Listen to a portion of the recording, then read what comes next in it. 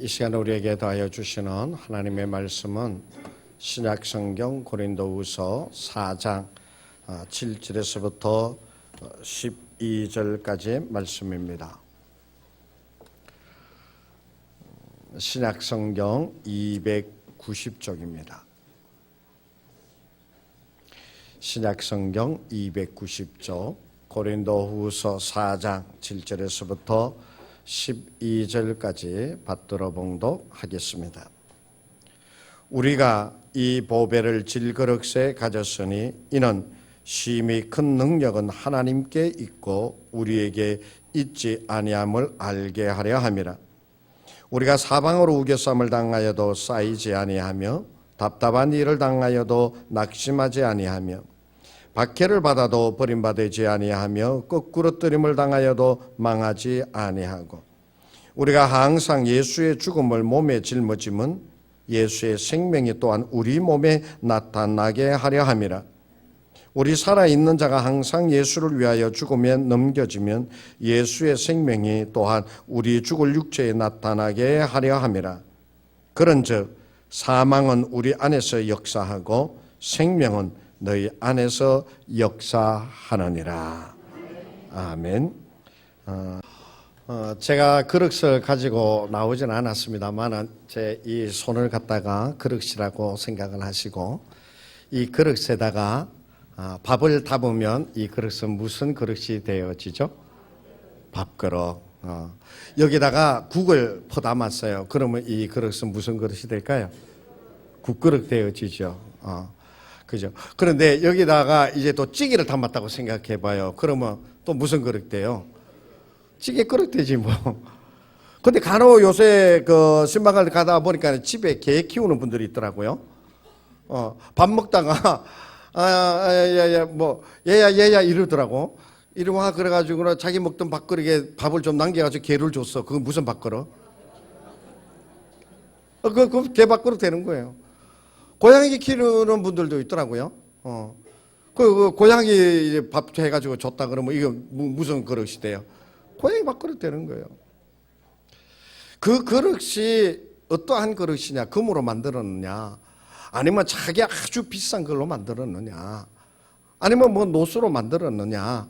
그 그릇이 어떠한 그릇이냐라고 하는 것도 중요하지만 이 그릇이라고 하는 것은 그 안에 뭐가 담겼느냐라고 하는 것이 더 중요한 거예요. 그 그릇에 담긴 것이 정말 귀한 것이면 귀한 그릇이 되어질 수 있고 그 그릇이 아무리 비싸고 좋은 그릇이라 하더라도 거기에 개밥 담으면 아무리 비싸고 좋은 그릇이라더라도 개밥 그릇밖에 될 수 없는 것이에요. 그렇기 때문에 우리는 이 질그릇 같은 그릇에 무엇을 담느냐 그것을 우리가 잘 생각하고 가장 귀중한 것을 담을 수 있도록 우리가 수고하고 애써야 된다고 하는 거예요. 예수 그리스도는 어떠한 분이시냐? 예수 그리스도는 하나님께서 우리에게 보내주신 가장 귀한 보배입니다. 보배이십니다. 그분은 이 땅에 오셔서 어떻게 했습니까? 33년 동안 이 땅에 계시면서 영원히 형벌을 받아 죽을 수밖에 없는 죄인들을 구원하여 주셨어요. 십자가에 달려 돌아가심으로 그 모든 죄값을 대신 치르셔서 그가 저주받아야 할 자리에서 저주받지 않는 자리로 옮겨가게 하여 주셨고 지옥에 가서 영원한 형벌 가운데 빠질 수밖에 없는 자들이었지만 그들을 영원한 하나님의 나라 천국으로 인도하여 주심을 얻는 자가 되어졌더라라고 하는 것이에요. 그래서 이 예수 그리스도 보배를 담은 그릇은 그 그릇이 가장 귀한 그릇으로 어떻게 되어지느냐? 변화되어지더라라고 하는 사실이에요. 저주에서 축복의 자리로 영원히 형벌을 받는 자리에서 영생의 복을 받는 자리로 변화되어지더라라고 하는 것이. 예수님께서 여리고성에 들어가실 때에 한 소경이 그 예수님 앞에 소리를 질렀지요. 다윗의 자손 예수여 우리를 불쌍히 여기소서 라고 하면서 이 소경이 크게 소리를 질렀어요. 소경이라고 그러면 어떤 사람입니까? 그 사람은 노동력이 없잖아요. 그래서 맨날 한 푼 보태 줍시오 해가지고 남이 주는 돈 받아가지고 근근히 살아가게 되어지잖아요. 자기 힘으로 무엇을 할 수 있느냐? 아무것도 할 수 없는 사람이었잖아요. 사람들에게 핀잔을 받고 또 사람들에게 따돌림을 당하게 되어지는 그러한 형편에 놓여져 있던 소경이었잖아요. 그런데 이 소경이 예수님 앞에 나와서 나를 불쌍히 여겨주소서라고 그랬을 때 어떻게 했어요? 예수님께서 오라고 그랬더니 사람들이 좀 못마땅히 하기도 했었죠. 그런데 예수님 앞에 나왔을 때 그 바디메오를 향하여 예수님께서 뭐라고 그랬어요? 내 믿음대로 될지어다 그랬죠. 그랬을 때 이 소경 바디메오의 눈이 어떻게 되어졌어요? 이렇게 떠지게 되어진 거예요. 그러니까 이 바디메오 생활은 그 삶은 소경의 자리에서 완전한 정상인의 모습으로 바뀌어진 거예요. 그것은 그의 삶이 완전히 바뀌어지고 변화되어졌다는 것을 얘기하는 것이에요. 남에게 한 푼 보태 줍소 해서 근근히 살아가던 그 사람이지만 이제는 자기가 노력하고 수고해서 자기의 삶을 이어갈 수 있는 자가 되어진 것이에요. 다른 사람이 앞을 보지 못한다고 욕을 하고 따돌림을 받게 되어지고 왕따를 당하게 되어지고 불이익을 당하게 되어지는 그러한 옛날의 모습이었지만 예수를 만나고 나서 그 눈이 떠지고 나서는 이제 그러한 모든 것이 어떻게 되어졌어요? 다 사라져 버리게 되어졌더라라고 하는 것이에요. 바로 이 바디메오는 보배 되시는 예수 그리스도를 모셔드리게 되어지므로 보배 되시는 예수 그리스도를 만나게 되어지므로 질그릇과 같은 그 인생이 변화되어져서 정말 귀한 보배를 담을 수 있는 자로 바뀌어졌다라고 하는 것이에요. 우리는 깨달아야만 합니다. 내가 예수 그리스도를 믿습니다. 내가 주님을 사랑합니다. 내가 주님과 함께하기를 원합니다. 라고 얘기하는 것은 바로 뭔지 아십니까? 예수 그리스도 그분을 내 속에 모셔드리는 자가 되어졌다라고 하는 것이에요. 그런데 내가 예수 그리스도를 모셔드렸지만 나는 어떠한 존재이냐? 오늘 성경은 말씀하십니다. 보배를 담은 질그릇이라고 말씀해 주고 계세요. 이 질그릇이라고 하는 것은 하찮은 것입니다. 보잘것없는 거예요. 잘 깨어지고 잘 부수어지고 정말 어디에도 귀하게 쓰임을 받지 못하는 천하게 쓰임 받는 그릇이에요. 진흙으로 이렇게 빚어놓은 그릇에 불과한 것이에요. 제가 어렸을 때 벽돌 공장에서 살았습니다. 벽돌 동일요업이라고 우리 아버님께서 아버지가 벽돌 공장에 근무를 하셨기 때문에 그 사택에 살았어요. 그래서 그 벽돌을 만드는 과정을 제가 잘 압니다. 그 흙을 어디에 가가지고 그 차로 진흙을 이렇게 땅을 사가지고 거기에서 진흙을 퍼가지고 와가지고 그거를 막 이제 기계에 넣으면은 이게 막 이렇게 롤러 같은 게 막 돌아가면서 지디겨요. 그걸 갖다가 이제 그 틀에다가 넣게 되어지면은 네모 반듯하게 해서 나오게 되어집니다. 근데 그 네모 반듯하게 돼서 나오는 것을 갖다가 가마에 집어넣어요. 가마에 집어넣어서 1200도, 1300도 그 정도 되어지는 불에 며칠을 구워요. 그러면 펄겋게 되어진 것이 이제 그게 나오잖아요. 그게 나오게 되어질 때 어떻게 하느냐면 그때 제가 보기에 물어보지는 않았어요. 제가 보기에는 그런 것 같아서요. 반카시유 그 시커먼 기름에다가 소금을 막 섞더라고요. 그래가지고 그 위에다가 나올 때쯤 그 위에다 막 뿌려요. 벽돌 위에다. 그러니까는 이 반가시하고 소금하고 녹아서 벽돌에 스며드는 것이에요. 그러니까 그 벽돌이 새카만 빛깔을 띠면서 바짝바짝 빛나게 돼요. 그때 최고로 친 벽돌이 오지 벽돌이었어요. 그렇게 만든 벽돌이었어요. 근데 이 벽돌은 잘 깨어지지 않습니다. 그런데 진흙으로 만든 그 벽돌은요, 굽기 전에 그 벽돌은 비만 맞으면 다 풀어져 버려요. 아무리 단단하게 만들어도 비만 맞으면 다 풀어져 버리고 아무 쓸데가 없는 벽돌, 그 진흙으로 만든 형상이 되어지고 말아요. 내가 질그릇이다라고 하는 것은요, 그렇게 보잘것없는 그릇이다라고 하는 얘기예요. 그런데 이 질그릇심에도 불구하고 거기에 무엇을 담느냐?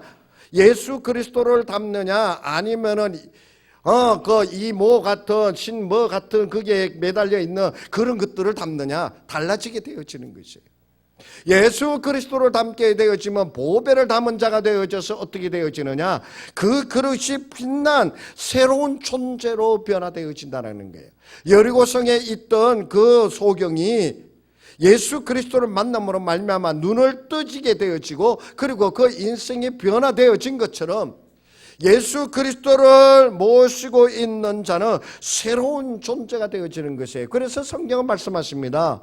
그리스도 안에 있는 자들에게 이전 것은 지나갔으니 보라 새 것이 되었도다 라고 말씀하고 있어요. 왜? 예수 그리스도를 모셔드리게 되어지면 그 그릇이 완전히 새로운 정말 귀한 보배를 담은 보배를 품은 그릇으로 변화되어지기 때문에 그렇다는 거예요. 내 자신이 미련하다고 느끼십니까? 나는 아는 것이 없어. 미련하게 이럴 데 없어. 그 미련하게 짝이 없어. 뭐 이렇게 그렇게 좌절되어지는 미련함 속에 있다고 생각하십니까?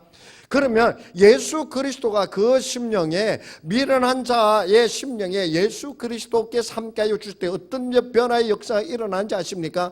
주님께서 성령으로 더불어 내게 말씀하여 주시고 나를 이끌어 주시어서 내 속에 하나님의 지혜, 너희가 지혜가 부족하느냐 간구하라. 하나님의 지혜로 채워주시겠다고 하는 그 말씀처럼 하나님의 지혜가 내 속에 있게 되어져서 미련한, 이전에는 미련한 자의 자리에 있었지만 하나님의 지혜로 채워진 자로 변화되어진다라고 하는 사실이에요. 그래서 성경이 우리에게 말씀하시잖아요. 미련한 자를 택하사 지혜로운 자를 어떻게 하신다고요? 부끄럽게 하신다는 것이에요. 내가 약한 자가 되어져 있느냐? 나는 뭘 아무것도 할 수 없어라고 약한 자리에 있느냐? 하나님께서 함께하여 주시게 되어질 때 어떻게 되어지느냐? 그리스도 안에 있게 되어질 때 약한 자를 부르시어 강한 자를 부끄럽게 하여 주신다라고 그렇게 말씀하고 있어요. 오늘 제가 일부 예배 때 한 청년에게 기도해 줬어요. 그 녀석이 공부를 하려고 애쓰는 녀석이에요. 그래서 내 공부하는데 얘기를 좀 듣는데 보니까 애가 그냥 막 고기만 좋아하고 그리고 앉으면 몇 시간이고 공부한다고 그래가지고 몸이 막 이렇게 좀 안 좋아지고 그런 거 있지 왜? 그래서 내가 오늘 그 녀석 기도해 주고 나서 얘기를 했어요. 야, 너 공부 열심히 해서 뭐 하려고 그러냐? 하나님의 영광을 나타내는 삶을 살아야 되는데 하나님의 영광을 드러내고 또 공부 많이 해서 훌륭한 사람 되어지는 거 좋지만 몸만 가지면 그거 다 아무것도 아니야. 나는 많은 것을 가졌는데 몸이 약해서 아무 때도 쓰지 못하는 사람 여럿을 보았어. 그러니까 너 지금부터 네 몸을 위해서 공부하는 것도 좋지만 그것보다도 그에 못지않게 내 몸을 위해서 애써야 돼. 몸을 움직이고 고기만 먹지 말고 채소도 먹고 그래서 내 몸을 지금부터 공부하면서 같이 몸을 건강하게 만들어야지만 네가 공부한 것을 가지고 크게 쓰임을 받을 수 있어. 그 얘기했어요. 이제 그 녀석이 고기만 딥다 먹는지 살만 디룩디룩 더 찔는지 안 찔는지 내가 모르겠지만 그리스도 안에 있게 되어지면 그 생각이 바뀌어지게 되어지는 것이에요. 내가 이래서는 안 되는구나 라고 하는 것을 알고 그 약한 자리에 처박혀서 그야말로 처박혀서 아무것도 할 수 없고 자기의 정욕과 자기의 욕심을 따라서 살아가던 그 삶이 그리스도 안에 있게 되어지면 그리스도께서 그와 함께하여지면 그 생각이 바뀌어지게 되어지는 것이 그 의식이 바뀌어지게 되어지는 것이에요. 그래서 약한 자를 택하시어 강한 자를 부끄럽게 하여 주신다라고 말씀해 주고 계세요. 예수님께서 제자들을 만났습니다. 제자들을 만났을 때 그들은 고기를 잡던 자였어요. 베드로와 요한. 그의 고기를 잡고 있던 그물을 깃고 있던 그들에게 예수님께서 뭐라고 그랬어요? 나를 따라오라 내가 너희를 못하는 사람 되게 하리라. 사람을 낚는 어부가 되게 하리라. 고기를 잡는 사람하고 사람을 말이 좀 이상하지만 사람을 잡는 사람하고 어느 것이 더 귀한 자리에 있게 되어져요. 세간에 앉아서 무사람들의 매국노라고 하는 얘기를 듣게 되어지고 자기가 많은 재산을 가지고 있음에도 불구하고 사람답게 살아가지 못하고 있던 세리마태 나를 따라오라라고 그랬을 때 이 세리 마태는 자기의 모든 것을 다 버려두고 예수를 따라 나서게 되어집니다. 이전에는 세리 마태라고 사람들에게서 뭐 또 손가락질을 당하게 되어지고 욕을 먹게 되어지고 매국노라고 하는 따돌림을 당하게 되어졌을는지 모르지만 이제 예수를 쫓아가고 있는 마태는 사람들에게서 인정을 받고 사람들에게서부터 존경을 받게 되어지고 하나님의 역사를 불러일으키는 그리스도의 제자가 되어졌다라고 하는 사실이에요. 그를 질그릇과 같던 그에게 그리스도께서 함께 하실 때에 새로운 변화의 역사가, 새로운 하나님의 역사가 그에게 일어나게 되어지더라라고 하는 것이에요. 그렇기 때문에 실패할 수밖에 없는 자이라 하더라도, 아무것도 가지지 못하여 인정받지 못하는 자이라 하더라도 그리스도께서 함께하여 주시게 되어지며 그 삶이 변화되어져서 그 실패한 자리에서 일어나게 되어지고, 병든 자가 나음을 얻어 강건하게 되어지고, 좌절에 빠져 있는 자가 정말 하나님의 도우심을 받아서 그 길을 걸어갈 수 있는 자가 되게 하여 주신다는 것이에요.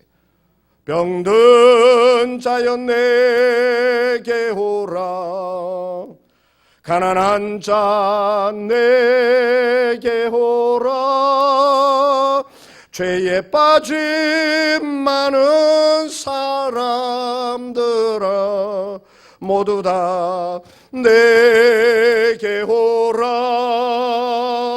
슬픈 자여 내게 오라, 괴로운 자 내게 오라, 삶에 지친 많은 사람들아 모두 다 내게 오라. 할렐루야. 질그릇이라고, 나는 깨어지기 잘하고 나는 볼품 먹고 나는 할 수 없는 거, 할 수 있는 것이 아무것도 없다라고 그러고, 사람들이 나를 뭐 유령 보는 듯이 쳐다본다고 그러고, 이런 사람, 이 사람에게서 따돌림 당하게 되어지고 저 사람에게서부터 무시를 당하게 되어지는 그러한 형편에 있다 하더라도 예수 그리스도가 여러분 안에 계시며 여러분이 그리스도 안에 있는 삶이 되어지며 보배를 담은 질그릇이 되어져서 여러분을 새롭게 하여 주시고 여러분을 굳세게 하여 주시고 여러분의 눈을, 그 마음을 뜨게 하여 주실 줄로 믿습니다. 그렇게 되어질 때 어떻게 되느냐? 우리는 두려운 것이 없게 되어집니다. 두려운 것이 없게 되어져 버려요. 8절 9절의 말씀을 한번 보세요. 우리가 사방으로 우겨쌈을 당하여도 쌓이지 아니하며 답답한 일을 당하여도 낙심하지 아니하며 박해를 받아도 버림받지 아니하며 거꾸러뜨림을 당하여도 망하지 아니한다라고 그렇게 말씀하고 계세요. 이것이 왜 그렇게 되어져요? 주님께서 나의 힘이 되어 주시기 때문에 그러시는 것이. 우겨쌈을, 사방에서 우겨쌈을 당, 와, 이제 나갈 구멍이 없네, 나는 이제 틀렸네, 여기서 죽겠네 하고서는 포기하고 주저앉아 버리게 되어지는 사방으로 우겨쌈을 당하는 처지 아니에요? 답답한 일을 만나게 되어지면 이렇게 해도 막히게 되어지고 저렇게 해봤더니 틀어지게 되어지고, 아니 이렇게 저렇게 해봐도 도무지 길이 방향이 생각나지 않는 것이에요. 하는 것마다 맡기게 되어지고 하는 것마다 실패하게 되어지고 하는 것마다 낙심할 수밖에 없는 그런 처지에 놓이게 되어지는 것이. 그러나 우겨싸움을 당하여도 쌓이지 아니하며 답답한 일을 당하여도 낙심하지 아니하며 박해를 받아도 버림받지 아니하며 거꾸로뜨림을 당하여도 망하지 않는다고 그랬어요. 거꾸로뜨림을 당한다라고 하는 것은 아주 죽여버리려고 꺾어버리는 것을 얘기하는 것이에요. 다른 세상에 다른 어떠한 것들이 나를 갖다가 다시는 그냥 막 서지 못하되 그냥 꺾어버리는, 그러한 것에 당한다 하더라도 내가 망하지 않게 되어진다라고 하는 그러한 말씀이세요. 시편 27편 1절에서 우리에게 말씀하여 주십니다. 여호와는 나의 빛이요 나의 구원이시니 내가 누구를 두려워하리요. 여호와는 내 생명의 능력이시니 내가 누구를 무서워하리요. 할렐루야. 여호와께서 나의 구원이 되시고 여호와께서 나의 생명이 되시며 여호와께서 나의 능력이 되시는데 내가 그 무엇을 두려워하리요? 라고 하는 그런 말씀입니다. 마태복음 14장에 보면은요, 예수님께서 무리를 끌으신 그 사건이 기록이 되어져 있어요. 제자들이 탄 배가 풍랑을 만나가지고 금방이라도 막 침몰이 되어지고 깨질 듯이 그렇게 되어서 두려움 속에 빠져 있던 그 제자들을 향하여서 예수님께서 무리를 끌어서 다가오셨지요. 그 무리로 걸어오시는 그 예수님을 보고 베드로가 얼마나 좋아했고 존경스럽고 우와 대단하다 이랬을 것 같아요. 그래가지고 이 베드로가 예수님께 뭐라고 그럽니까? 주여 나도 걸어가게 하옵소서. 그러니까 예수님이 어떻게 했어요? 내려와라. 그래서 베드로가 배에서 내려서 무리를 걸어서 몇 발짝 가게 되어집니다. 이 베드로가 예수를 바라보고 나아가게 되어질 때는 이 베드로가 물에 빠지지 않았습니다. 그런데 풍랑의 곁에서 막 일고 파도가 막 몰아치는 그것을 딱 보는 순간 그 베드로의 발이 물속에 빠져들어가기 시작하게 되죠. 예수를 바라보고 나아가게 되어질 때 그는 무리를 걷는 자가 되어졌습니다. 주님을 바라보고 나아가게 되어질 때 주님의 역사를 체험하는 자가 되어집니다. 주님만을 바라보고 나아가게 되어질 때 그 자리에서 성령의 역사가 일어나게 되어진다라고 하는 말씀이에요. 그래서 우리는 이 세상 내 옆에서 이런 일이 일어나고 저런 일이 나를 괴롭히고 이런 사람이 나한테 이런 말을 하고 저런 사람이 그런 말을 하고 하는 그것을 바라보고 죽겠네 이러고 사는 존재가 아니라 아무리 내 옆에 풍랑이 그렇게 일어난다 하더라도 예수를 바라보고 나아가게 되어질 때에 그 파도가 일어나는 물을 걸어서 나아가게 되어질 줄로 믿습니다. 그렇기 때문에 예수를 모시고 사는 자는 질그릇에 보화를 가지는 자는 이 세상에 두려움 없이 나아가게 되어진다라고 하는 사실이에요. 너와 싸우는 자를 내가 대신하여 싸우게 되어질 것이라는 말씀이에요. 이스라엘 백성들이 홍해 앞에서 정말 두려움에 떨게 되어지고 애굽의 군사들은 뒤에서 철병을 타고 막 달려오게 되어질 때 얼마나 두려웠습니까? 하나님께 부르짖었잖아요. 그리고 모세가 그 홍해를 향하여 지팡이를 내밀어 가리켰을 때 이 홍해가 갈라졌습니다. 이스라엘 백성들은 그 홍해를 건넜습니다. 그러나 애굽의 군사들은 거기에 수장되어져 버리고 말았습니다. 하나님을 의지하고 하나님의 인도하심을 받게 되어질 때 어떻게 되어져요? 하나님께서 대신 싸우시는 바가 되어져서 애굽의 군사들이 다 물속에 수장되어져 버리고 말았다라고 하는 말씀이에요. 시편 91편 10절 11절에서 말씀하여 주십니다. 화가 내게 미치지 못하며 재앙이 내 가까이 오지 못하리니 그가 너를 위하여 그의 천사들을 명령하사 내 모든 길에서 너를 지키게 하심이다 라고 말씀해 주겠어요. 하나님께서 우리를 지켜주시는 바가 되어진다는 거예요. 왜? 내 안에 보배를 가졌기 때문이에요. 내가 이제 더 이상 깨어지고 보잘것없는 질그릇이 아니라 비록 질그릇이라 하더라도 내 안에 정말 어마무시한 보배를 가진 자이기 때문에 하나님께서 천사를 보내어 나를 지켜주신다라고 말씀해 주고 계시는 것이에요. 사도행전 7장 9절에서부터 10절에 말씀하십니다. 여러 조상이 요셉을 시기하가 애굽에 팔았더니 하나님이 그와 함께 계시고 그 모든 환난에서 건져내사 그가 애굽 왕 바로 앞에서 은총과 지혜를 주심에 바로가 그를 애굽과 자기 온 집의 통치자로 삼았다라고 말씀하고 있어요. 악한 사단은 있잖아요. 우리를 꺾어버리려고 합니다. 우리를 좌절하게 만들어요. 그래서 온갖 방법을 다 동원해서 예수 그리스도를 바라보고 그 꿈속에서 나아가는 우리를 꺾어버리고 우리를 실패하게 만들고 우리가 넘어지게 만들어요. 요셉은 어려서 하나님께서 그에게 도와줘 주시는 꿈을 보았잖아요. 해와 달이 그에게 절하는 것을 보았잖아요. 아버지와 어머니의 그 단이 자기 단에게 절하는 것을 보았죠. 그게 요셉의 꿈이었어요. 그런데 악한 마귀 사단은 어떻게 했습니까? 그 꿈을 꺾어버리려고 형들의 마음에 작용해서 그 요셉을 애굽에다가 종으로 팔아버리잖아요. 왜? 그 요셉의 꿈을 망가뜨리기 위해서. 보디발의 집에 가서 일을 잘 했는데 보디발의 아내가 어떻게 합니까? 그를 유혹했다가 그를 감옥에 쳐넣습니다. 그 역시 요셉이 가지고 있는 꿈을 다 깨어버리기 위해서, 빼앗아버리기 위해서 요셉을 그렇게 감옥에 집어넣었습니다. 그러나 그런 형들에게 팔려서 애굽에 종살이하러 갈 때에도 그 꿈을 버리지 않았습니다. 보디발의 모함에 의해서 그가 감옥에 갇히게 되었을 때도 그는 좌절하지 않았습니다. 왜요? 하나님께서 그에게 더하여 주신 꿈이 있었다라고 하는 사실이.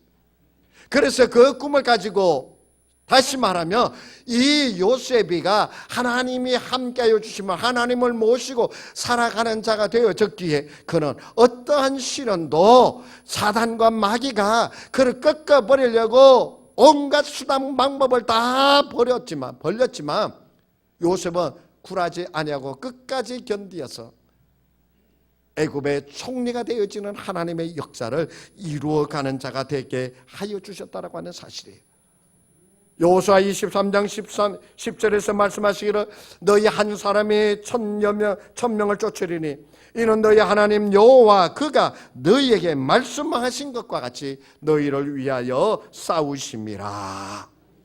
여호와께서 내 편이 되셔서 나와 더불어 함께 싸워주시니까 이 다윗이 골리앗을 보고서도 두려움 없이 나가서 한 방에 처치해버리게 되어지잖아요.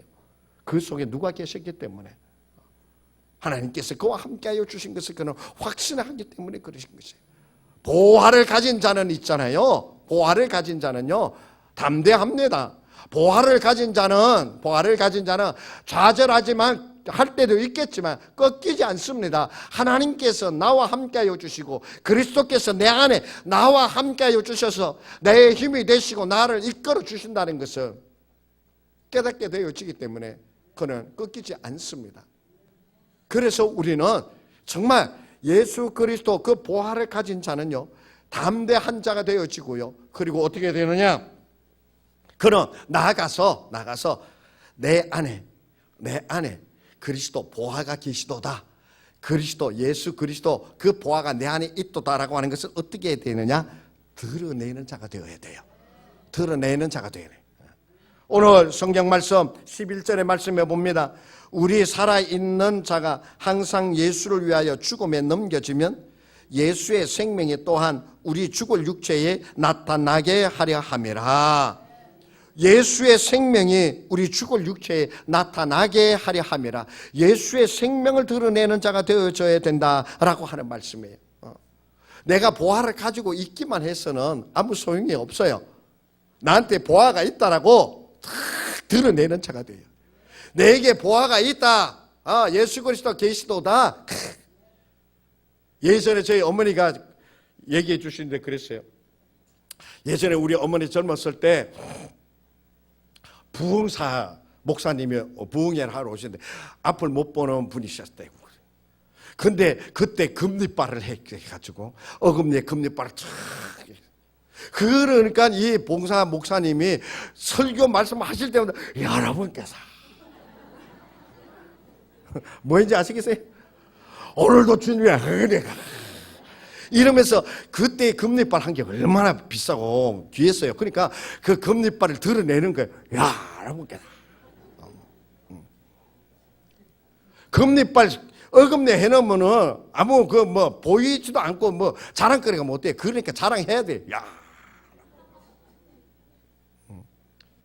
예수 그리스도 그 보화, 가장 귀한 보화가 내 안에 계시면 어떻게 됩니까?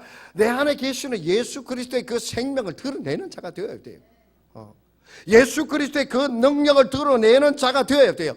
요셉은 애굽에 팔려가가지고 온갖 일들을 만나게 되어지지만 끝까지 참아서 하나님께서 나를 이곳에 보내셨도다라고 하나님의 역사를 이루어 가는 자, 하나님의 함께하여 주심을 드러내는, 하나님의 능력을 드러내는 감옥에 종으로 팔려가지고 감옥살이 하던 자가 일국의 총리가 되어진다는 게 그게 말처럼 쉬운 게 아니에요. 하나님의 나라를 이곳에 세우셨도다 드러내는 자가 되어진 거예요. 여러분, 바울이 지난주에 설명을 했듯이 태장을 맞았잖아요. 이 태장을 맞는다라고 하는 건요, 처음에는 안 맞아봤으니까 내가 주님의 이름으로 맞지 그럴 수도 있을 것 같아요. 제가 가만히 생각해 보면. 그런데 그 태장을 갖다가 살점이 떨어져 나가게 되어지고, 그 맞으면 얼마나 고통스럽고, 그 맞고 난 다음에 얼마나 살점이 떨어져 나가지고 얼마나 고통스러워해야 되고, 얼마나 정말 고생을 하고 그 아픔이 얼마나 오래 가는지 다 아는, 체험한 태장을 맞은 바울이 다시금 그 태장을 맞는 자리에 간다? 다시금 그 태장을 맞을 짓을 한다? 저희 군대에 있을 때 있잖아요, 쫄딱한 놈들이 막 앵긴다고 그러죠. 덤비고 이러면은 그때 한 말이 있어요. 반 죽여버려야 된다고. 끌고 가가지고 걸어놓으면 반 죽여놔야지 다시는 안 앵긴다는 거예요. 왜요? 죽을 만큼 얻어 터지니까 더 덤비면 또 죽을 만큼 얻어 터지는구나 알고서는 안 덤비는 거예요. 어설프게 때리면 안 된다고. 그래서 저도 그만하고 때릴 때는 그냥 막 반 죽여버려야 돼요. 그래서 다시는 안 덤기더라고요. 이 태장에 맞는 그 고통을 알고 있는 사람이 다시 그 태장을 맞을 짓을 한다? 다시 그 태장을 맞는 예수 그리스도를 증거하는 자리에 다시 들어간다? 이거는 그 속에 계시는 예수 그리스도의 능력이 아니면 아무리 바울이라 하더라도, 아무리 그가 하나님의 사람이라 하더라도 그리스도께서 그와 함께하여 주시는 것을 늘 누리지 못하는 사람은 못합니다. 주님께서 나와 함께하여 주시는 것을 매 순간 누리는 바울이기 때문에 태장 맞는 그 자리에 또 가는 거예요. 태장을 맞는 그 일을 또다시 하게 되어지는 것이에요. 우리는 내 안에 계시는 예수 그리스도를 드러내는, 예수의 생명을 드러내는, 그 예수의 능력을 드러내는 우리 질그릇이 그리스도의 질그릇이 되어지기를 축복합니다. 여러분, 전쟁과 테러가 남발되어지고 있는 아프가니스탄에 우리 한국인 선교사 이시온이라고 하는 분이 계셨어요. 그런데 이 아프가니스탄의 생활에 얼마나 불안한지, 얼마나 두려운지, 그냥 그 정신적으로 육체적으로 너무 쇠약을 해져가지고 이 선교사님이 한국으로 들어왔어요. 들어와서 선교사이니까 한국 선교사에 관한 책을 읽는데 누구 책을 읽었냐면 구한말의 감리교 선교사의 선교사로 26살 나이로, 처녀인데 26살 나이로 한국에 들어와서 선교했던 루비 캔드릭이라고 하는 선교사의 책을 읽게 되어졌어요. 우연히. 근데 이 루비 캔드릭이라고 하는 이 선교사는 들어온 지 9개월 만에 한국인의 풍토병에 걸려서 그만 순교하고 말았어요. 죽고 말았다는 얘기죠. 그런데 그분이 쓴 책 중에 이러한 글귀가 있는 것을 보았어요. 그의 일기장에 내게 1000개의 심장이 있다면 나는 그 심장을 하나하나를 터뜨려서 조선을 위해 죽겠다. 그렇게 쓰여져 있는 것을 보게 되어졌어요. 이시온 선교사는 그 글귀를 다 읽는 중에 성령의 감동이 되어졌어요.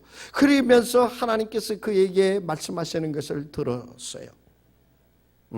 너도 아프가니스탄에 가서 그와 같이 죽을 수 있겠느냐? 나를 위해서 그렇게 죽을 수 있겠느냐? 너 다시 아프가니스탄으로 돌아가라. 성령의 감동으로 하나님의 그 음성을 듣습니다. 그러고서는 그는 다시 그 보따리를 싸가지고 아프가니스탄에 가서 캔드릭 선교사를 통해서 그에게 감동을 주신 대로 그는 정말 1000개의 심장을 가진 선교사로 사역을 했다고 그래요. 그가 눈물을 흘리며 책을 한 권을 만들었어요. 1000개의 심장이라고 하는 책을 만들어서 출판을 했어요. 거기에 보면 이런 식기절이 있습니다. 사랑하는 주님, 이 땅을 보면 내일이 없어 보이지만 눈을 들어 주님을 보면 미래가 보입니다. 이 땅을 보면 눈물만 보이지만 눈을 들어 주님을 보면 미소가 생깁니다. 이 땅을 보면 절망으로 가득 차지만 눈을 들어 주님을 보면 아직은 살아야 할 힘이 생깁니다. 주님께서 함께 하심을 드러내셔야 됩니다. 내가 있는 자리가 중요한 것이 아니에요. 바울은 죄수의 몸으로 로마에 압송되어져 가고 있었습니다. 착고에 채워져서 죄수의 몸으로 병사들의 감시를 받으면서 살아가는 그 항해하는 바울이었어요. 그러나 나중에 보면 이 바울이 선장을 얘기하고 있습니다. 로마의 백부장이 이 바울의 이야기를 듣고 있어요. 그는 비록 죄수의 몸이었어요. 아무것도 자기 마음대로 할 수 없는 묶여 죄수의 몸으로 압송되어져 가는 바울이었어요. 그러나 그가 예수 그리스도를 모시게 되어졌을 때 그는 선장의 말을 압도했습니다. 백부장이 그의 말을 들을 수 있게 하였습니다. 질그릇이 좋아서가 아니에요. 그 속에 계시는 예수 그리스도가 계심을 드러내는 자였기 때문에 그렇습니다. 우리는 그 삶을 살아야 돼요. 그래서 우리는 그것을 가리켜 그리스도의 향기를 바라는 삶이라고 얘기합니다. 그리스도의 영향력을 끼치는 삶이라고 얘기를 합니다. 우리는 질그릇이 금그릇이 되어지고 청동그릇이 되어져서 좋은 그릇이 되어지면 뭔가 할 수 있을 것처럼 생각하지만 아니에요. 질그릇이지만 그리스도께서 내 안에 계시기 때문에 내가 정말 그 아름다움을 그리스도의 생명을 그리스도의 능력을 드러내는 자가 되어질 수 있게 되어지는 것입니다. 사랑하는 성도 여러분, 내가 질그릇이라고 낙심하지 마십시오. 내가 처한 형편에 의해서 자신을 혐오하고 자신에게 비판하지 마십시오. 질그릇이지만 예수 그리스도 그 보배를 가지면 질그릇이 변하여 보배함이 되어집니다. 이제 그 보배함으로써 내 안에 계시는 보배 예수 그리스도를 드러내는, 예수 그리스도의 그 생명을 전하여 내는 우리가 되어지기를 간절히 원합니다. 기도하십니다. 주님, 우리는 부족합니다. 질그릇입니다. 하지만 이 질그릇에 보배 되신 예수 그리스도께서 함께하여 주시어서 예수의 진가를 드러내고 예수의 그 보배를 드러내고 그 예수의 생명을 드러내는 우리의 삶이 되도록 함께하여 주시옵소서. 이 맛이여 변화시켜 주시옵소서. 이 맛이여 새롭게 하여 주시옵소서. 예수님의 이름으로 기도하옵나이다. 아멘. 302장 찬송 드리겠습니다.